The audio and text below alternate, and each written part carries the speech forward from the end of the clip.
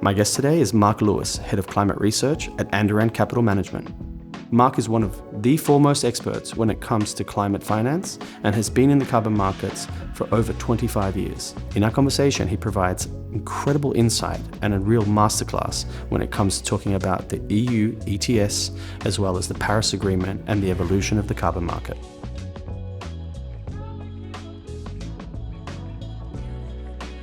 Mark, it's a pleasure to have you. Thank you so much. Great to be here, Rene, yeah. Yeah, no, it's a real pleasure of mine because you're one of my heroes in this market.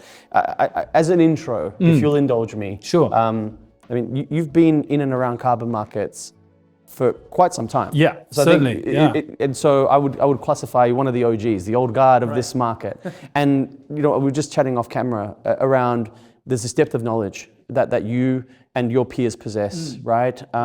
And effectively, the voice has been essentially missing. There's a bias towards recency bias, effectively represented in the marketplace by new entrants and participants, and that's folks coming in the last 2, 3, 4, 5 years potentially.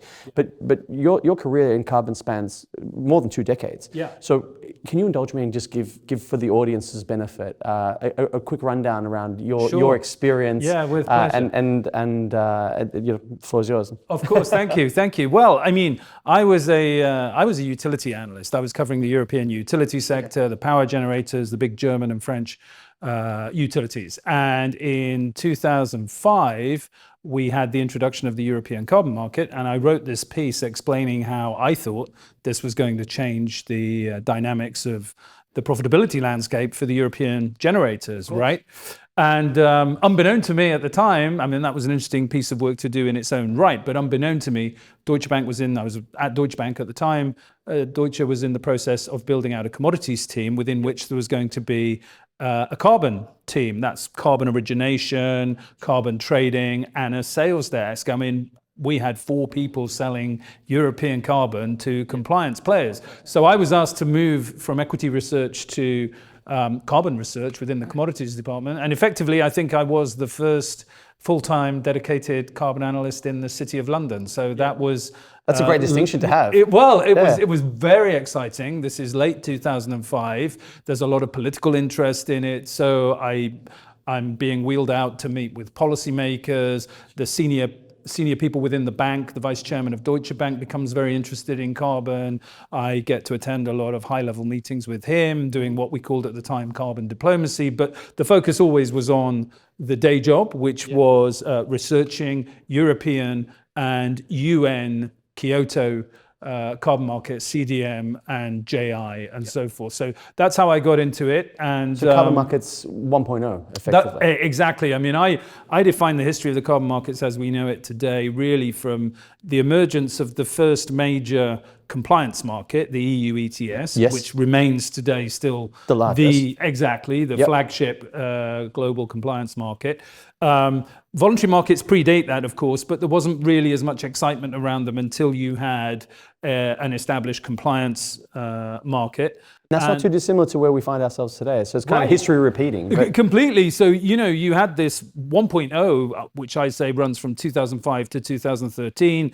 I think, what it's easy to forget is at the Bali COP in 2007, the European Union at that point already said that they would no longer accept CDM and JI credits beyond 2020, and that certain methodologies would be excluded altogether already from 2013. Now that already started to change the dynamics of the offset market, of the Kyoto credit market, because most of the credits that were used, offset credits that were used in the EU ETS between 2008 and 2013, were really used in that first period, 2008 to 2013. And as a result, what happened was the global financial crisis came along. I was going to say, that's a really important moment in time as well. I mean, it was such a shame for both in terms of the development of the market, because there's a lot of expertise already developed, but also in terms of the political prioritization, because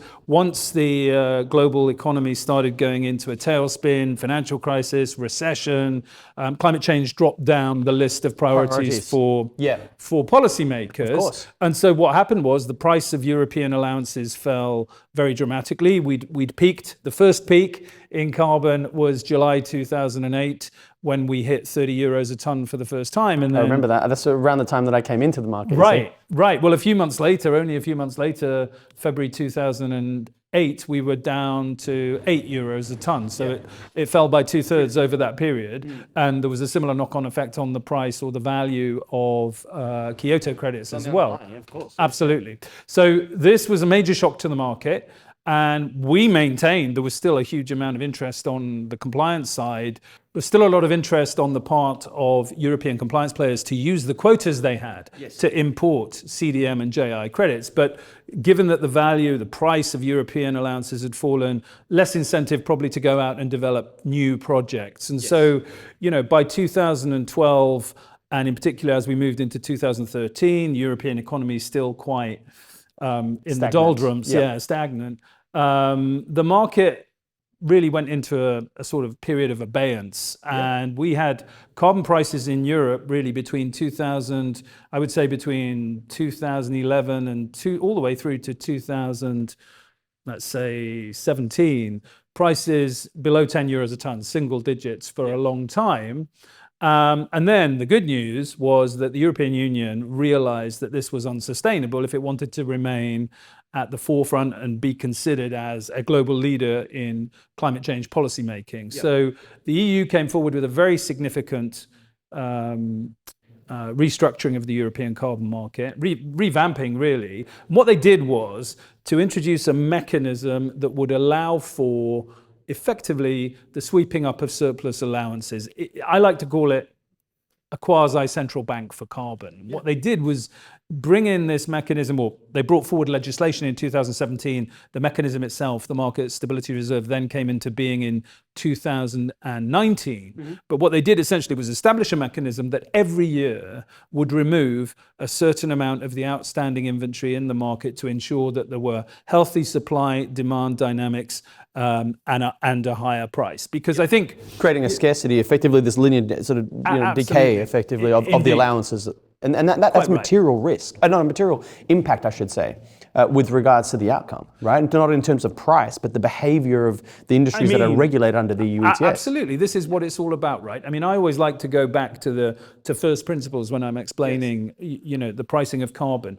What is it we're actually pricing? Because carbon emissions can seem very abstract to a lot of people. So take it back one step further. What is the pricing mechanism there for in the first place? If you open any economics textbook, the pricing mechanism exists to allocate scarce resources. So the question is, what is the scarce resource we are trying to allocate here as efficiently as possible? And the answer is, the scarce resource is actually the amount of space left in the atmosphere for further concentrations of greenhouse gases. Unfortunately, carbon emissions themselves are not scarce. They're all too abundant. That's why we have a climate change problem. What we're really putting a price on, exactly, and this is how you make the link with the carbon budget, which is what the science tells us is the total amount of further emissions of CO2 and other greenhouse gases that we can put into the atmosphere before we reach the tipping point at which climate change becomes dangerous and irreversible. And, we have now, under the Paris Agreement, signed in 2015,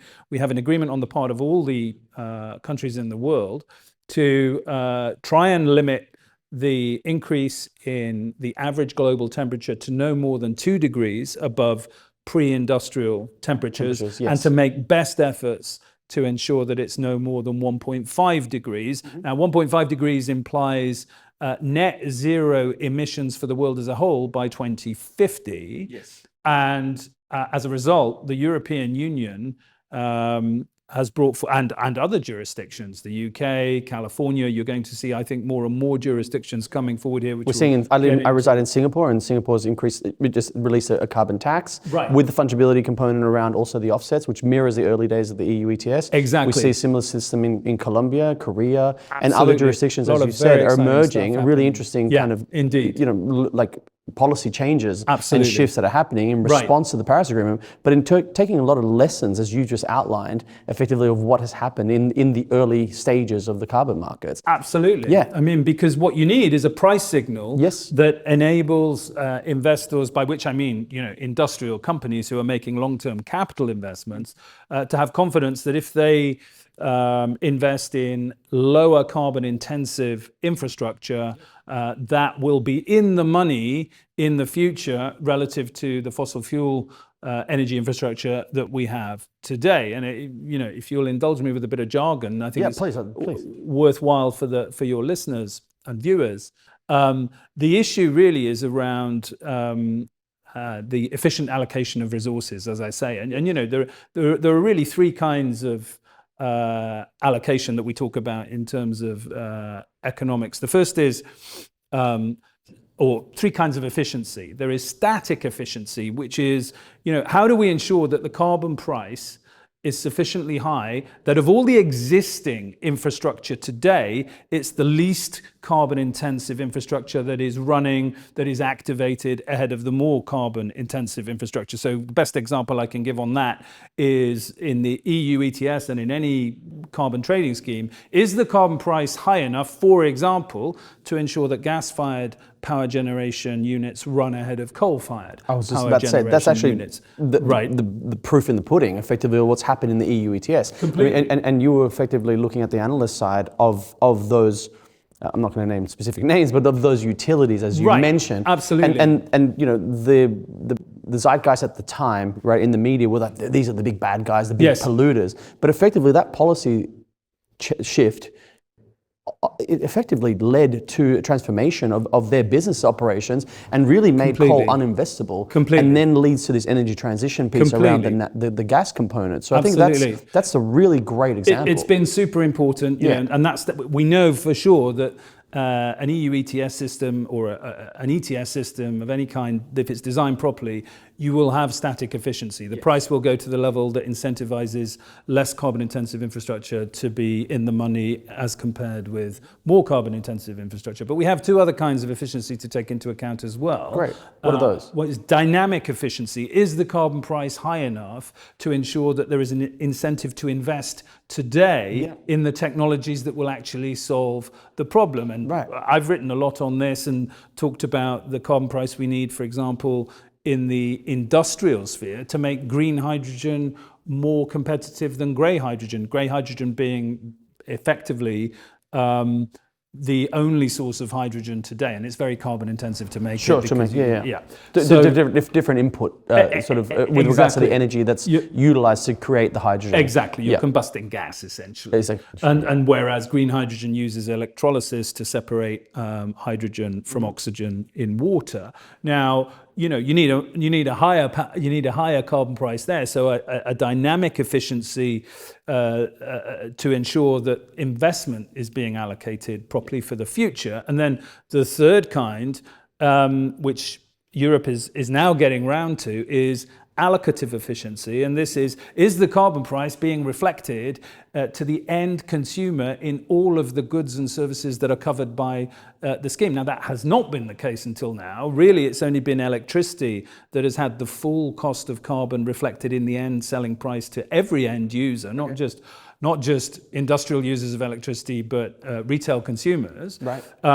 But what about the end user price of steel, the end user price of cement, and so forth? Is your average consumer, if you buy a new house, is the full cost of all the construction materials flowing through the economy? Is it flowing through the economy? Now, it hasn't been until now because industry has been receiving most of its allowances for free in the European Union, and that's because it would be very punitive to European industry if they were paying this high carbon price. We now have carbon prices of 75, 80 euros a ton, much, much higher than anything we had seen until last year, and still much higher than any other jurisdiction in the world. And so the way that Europe has got round that problem from the point of view of European industry is to allocate their carbon allowances for free. But going forward, particularly from next year when the cap starts to tighten much more aggressively, they will be receiving far fewer of their allowances for free. And what that means is you need to find a way of ensuring that European industry does not leave and doesn't leave Europe. And you don't get leakage, essentially. Exactly. But then that leads us to the CBAM. Exactly right. So we now have CBAM being introduced, the Carbon Border Adjustment Mechanism, which is effectively a tax on carbon at the European border for carbon-intensive goods entering, exactly. So if you're an Indian steelmaker, a Chinese steelmaker, you want to export into the European market, in future, you will have to pay the same carbon price as European steelmakers, so that you are not you're not at an unfair advantage relative domestically, to European. and Exactly. So this is the first scheme of its kind in the world. It's going to be very interesting to see how it works. But ultimately, this could be a way in which we see the concept of carbon pricing being exported to other countries and jurisdictions. Absolutely, yeah. Well, that's fascinating. What a masterclass. That is fascinating. Maybe we'll pause here so you can have a drink. Sure. All right. So, Mark, you were on a roll. Yeah. And no, quite frankly, you've given us a masterclass. I want to do a deeper dive on CBAM and effectively this component, as you mentioned. It's effectively one, protecting and creating a level playing field for all energy intensive companies and industries, essentially, and at the border, right? Here in Europe. Right. But then there's a flow-on effect around that price signal, that pricing, that externality is no longer just geographically restricted to the European border. It's now applied to other markets. So it's got a stimulatory policy effect, effectively. So maybe we can talk about that for a second, and then I really want to come back to some other points that you made earlier, because there's some nuggets of gold. Of course. Here. Well, the thing I always say with regard to CBAM is, if you think about the European Union, I mean, it punches below its weight in a lot of ways on the global stage. It's not a global military superpower. It's not really even a global political or diplomatic superpower, but it is a global trade superpower. Absolutely. And everybody wants to sell in to the European market. You've got very affluent consumers, very developed economies. Exactly. So there is clearly a very important part of the global economy in Europe and China, India, Brazil, US, everybody wants to sell into it. Now that does give the European Union leverage, right? And I notice with interest that China now is in the early stages of looking to include other energy intensive industries in its own nascent federal national carbon market beyond the electricity sector, which has been the first sector there. So I think that is the proof of concept that if even China is now looking seriously at how it includes other energy intensive industries in the CBAM, then it tells you, in the Chinese context, ETS, then it's showing you that CBAM is really having an effect. And we hear this and see this from other jurisdictions as well around their concerns about being able to sell into the European market going forward. So I think it's an incredibly important piece of legislation in terms of how it can shape the global debate on carbon pricing going forward. I mean, it's not to say everything is going to be plain sailing by any means. No, of course not. You're going to have resistance and the implementation pieces around the accounting and everything with regards to the complexity of the life cycle, life cycle assessments and the impact assessments, etc., for all of these different products at the border. Yes. But there's no doubt that the policy sets a very, very strong directive, and I think that's the legacy, right, in terms of the impact and the intelligence of that design. Completely, and even in the US now, I think I read a few days ago in the United States, a couple of senators have brought forward plans with potentially to legislate for a carbon border tax in the United States. Yeah, but that's what happens at the WTO kind of levels, right? It's retaliatory. Once you have that, absolutely. Yeah. And then you get this kind of domino effect. Yes. Right, happens in one, and then effectively you have this, like you mentioned before, the leverage component. And I think that's really, really an important thing that doesn't get talked about a lot with regards to CBAM. It's really important because if we're going to solve this problem, if we're really going to get carbon prices to a level where the scientific obligation to fight climate change successfully is met, then we need a carbon price globally. It's no good just having the price in one jurisdiction, important as the European Union is, but the EU is still only 10% of global emissions and falling, and it's in other parts of the world we need. So anything that can connect the price of carbon in Europe with the price in other jurisdictions is very important. And so it's a catalytic role, effectively, in distributing that price signal broadly to create a universal price. Absolutely. So I think CBAM will be crucial in that. And another area that is going to be very important, I think, is the Article 6 under the Paris Agreement. So Article 6 is a big topic. Big topic. We can't address all the ramifications. But it's a big elephant. It's the elephant in the room. So I'm glad you're addressing it. But maybe I can just give my impression of how Article 6 will change the shape and the nature of global carbon markets. So Article 6 is the sixth article in the Paris Agreement, and Article 6, paragraph 4, 6.4, allows for the trading of credits between sovereign nations that have a compliance obligation under the Paris Agreement and corporate entities that themselves, whilst they may not have compliance, or they do not have compliance obligations under the Paris Agreement, may either have a requirement to use carbon offsets in compliance schemes, certainly may have future requirements for that. I'll come back to that in a moment with regard to the EU ETS,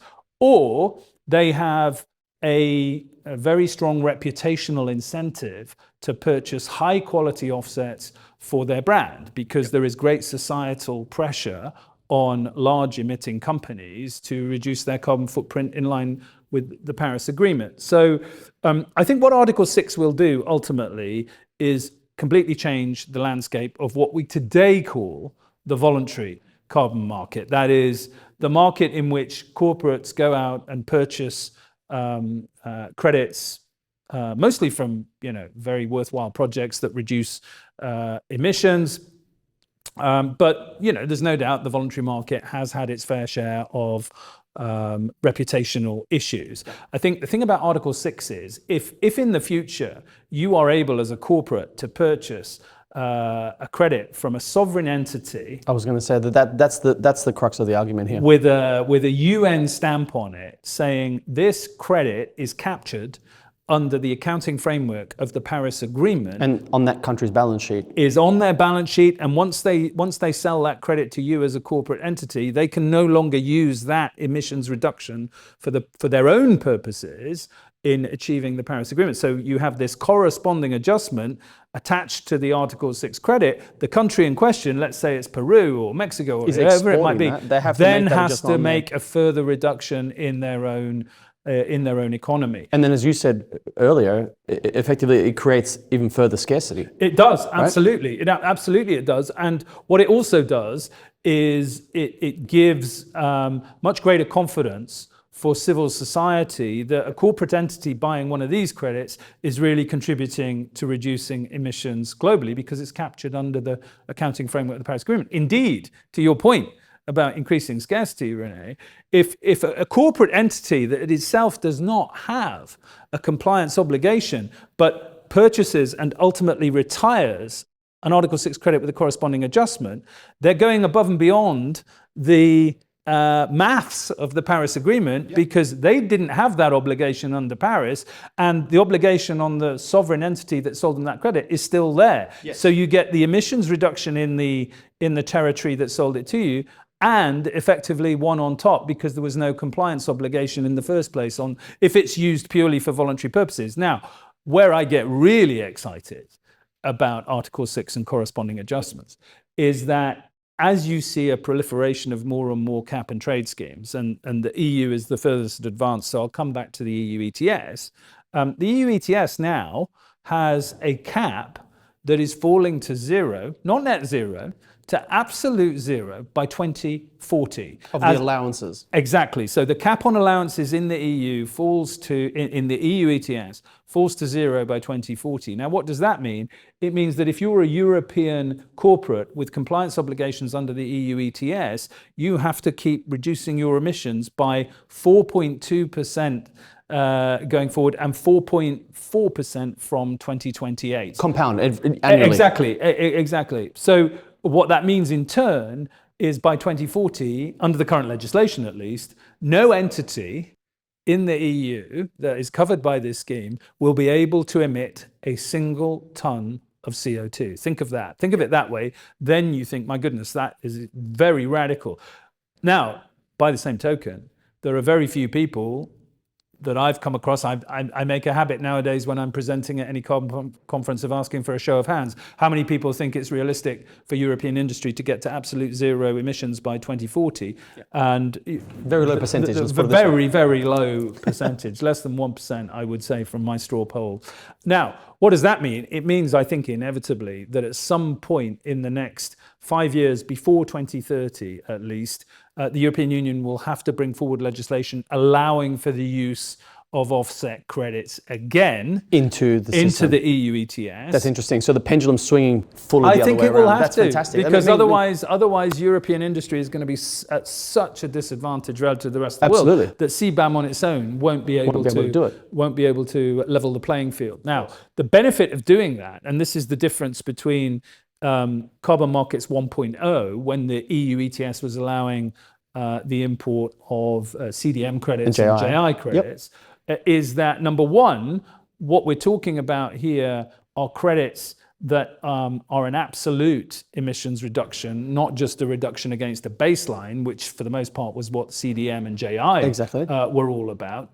And the second thing is there's absolutely no fear whatsoever of double counting. So the European Union, if it were to allow that in the future, and it's my strong belief that they should. Well, if you look at it from just like you said, first principles, but also the logic gate here is that essentially that's that, because at 2040 you hit absolute zero with regards to the allowances piece. Absolutely. And it's unlikely that they'll reverse that and create a stimulus of allowances. That's not going to happen. It doesn't make sense. It doesn't make sense. And also now you're looking at it, like you said, it's sufficient time for the Article 6 to be implemented. It's sufficient time for now these systems to be done in terms of the infrastructure piece, registries, countries being able to transact with one another, and then the private sector interaction. And on top of that, now you're actually starting to see carbon financial flows going to where it can make impact and do so in terms of reducing, avoiding, or removing emissions at the lowest possible cost. It's just effectiveness of markets. Absolutely right. And so now you have stimulatory, to put words in your mouth, stimulatory inputs with regards to the actual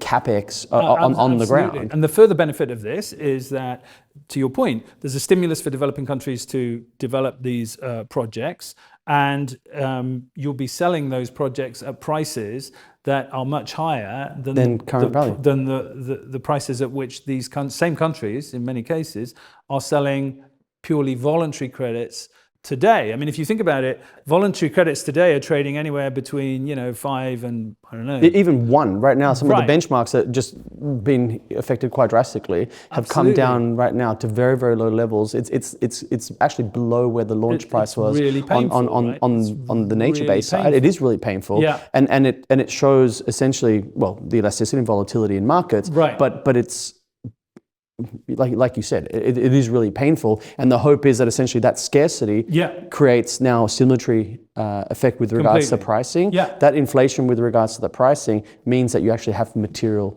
benefits on the ground, and also for the countries, like you said, on the sell side, effectively they're able to price and value that export of those emission units, right? So it becomes a revenue stream for the countries, benefit from the communities, and that's the genius, really, of the Paris Agreement. Benefits, global forests, and the protection of the forests. And now you have a price on not cutting down the trees, which has always been lacking. And at $1 or $2, there's no incentive. And to convert it to palm oil. Right? So that's really important. No, it's super important. And if you think of the arbitrage here, where you could be producing these credits at relatively low cost, but selling them, I think, our projections for carbon prices in Europe on a 5-year view, we're well in excess of 100 euros a ton. So in dollar terms, let's say you're probably anywhere between $150 and $200 a ton by 2027, 2028, because the market becomes so tight.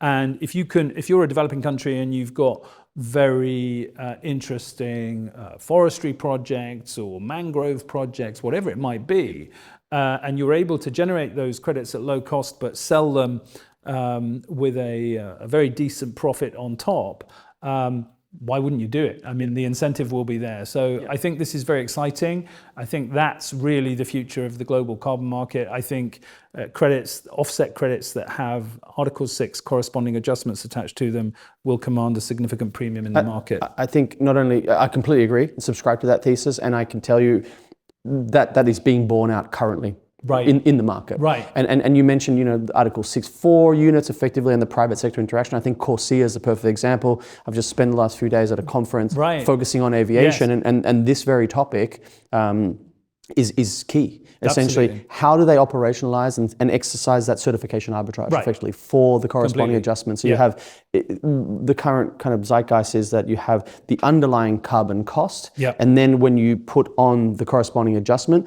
there's an additional premium that's applied. But as you said, there's still a potential for arbitrage, because if let's just say it's $10 and $10, now it's at $20. But if the sell and fungibility into a system that's potentially at $100, now you have financial flows going en masse and at scale. Because financial markets, asset managers, effectively capital allocators, hedge funds can effectively start to play and unlock that capital at scale. So that's fascinating. Yeah, no, absolutely. And coming back to the point we were discussing earlier, when you think about this idea of scarcity and what we're trying to price, and it's the limited amount of space left in the atmosphere, for me, this is ultimately the scarcest resource of all, because if we exceed the carbon budget, we're going to end up with an uninhabitable planet. So I don't think it's any exaggeration to say that pricing carbon is the most essential thing we can do for future generations. I mean, for our own well-being as well, but in particular for future generations, because this is the scarcest resource of all, the amount of space left in the atmosphere for further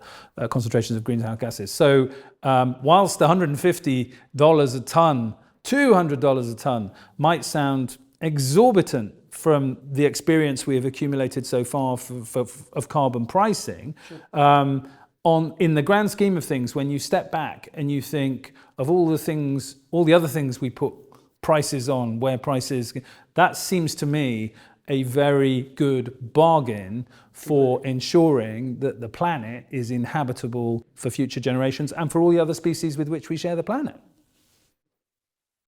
That's amazing.